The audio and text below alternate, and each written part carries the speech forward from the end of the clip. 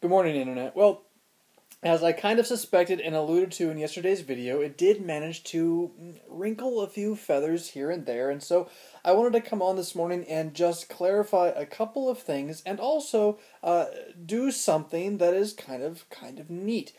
This is actually ultimately another good reason not to be a Roman Catholic, because even though Roman Catholics can do personally what I'm about to do, it's something the Church can't do. And by the Church, they think they mean the eternal Church on earth, but they really just mean the Roman Catholic system ruled by the papacy. What is that? What's that thing that they can never do? They can never actually discover that they were wrong about anything. Once they've made a statement officially, it's made, it's done, it's doctrine. And that's even, if Scripture seems to speak against it. Well, anyway, so I tried to make it clear yesterday that I wasn't speaking, or not that I wasn't, but when I was speaking, I was trying to do a very difficult thing, which is describe a broad swath of a movement with lots of different varieties within it, and so it's pretty tough to pin it down. But then I did say I was going to try to do it according to the Roman Catholic Catechism and medieval Romanism as talked against by the Lutheran confessions. And then I kind of failed to do that when I did talk about Mariology and the extra the extra stuff that's been given to Mary in the last 200 years, such as,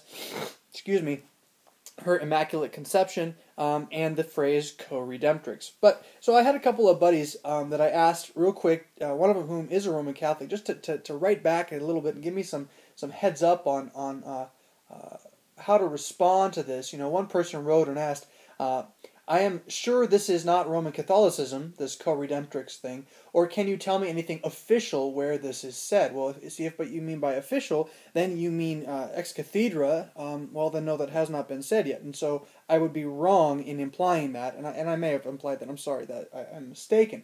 But I thought Reverend Reese, who works on the Woot team, did a great job with this here. He says, in a sense, this writer is correct. I wondered if you would catch some flack for this when you mentioned it. The Vatican has never officially proclaimed the teaching of Mary as co-redemptrix or co-mediatrix. However, the belief of such is fairly widespread. But it proves your point concerning how widespread Roman Catholic Church beliefs are. The person who objected is probably a hardcore Orthodox Roman Catholic who doesn't agree with the more recent Marian teachings floating around and probably got a little upset over being lumped in with that. However, your generalization was not incorrect. I know firsthand because of most of the Roman Catholics I grew up with believed in the co-redemptrix, co-mediatrix stuff as if it were infallibly proclaimed as dogma. Pastor Lorfield also points out that I did make an error in saying that Mary had a virgin birth. I was confusing that with her immaculate birth, and so he quotes the Roman Catholic Catechism, I think here, that Mary was conceived in the normal way. Quote, her body was formed in the womb of mother, and the father had the usual share of its formation. The question does not concern the immaculateness of the generative activity of her parents. So it was a sinless birth, not a virgin birth. Anyhow, again, it's like the guy who wrote at one point, I was wrong in saying that Pope John Paul II reinstated indulgences. He wrote, indulgences have never gone away. Okay, so I'm wrong, but how does this help the point? I mean, that actually makes it worse in some ways. But then someone else pointed out another place that while they had gone away, they had somewhat fallen into disuse and were not being promoted until John Paul II brought them back.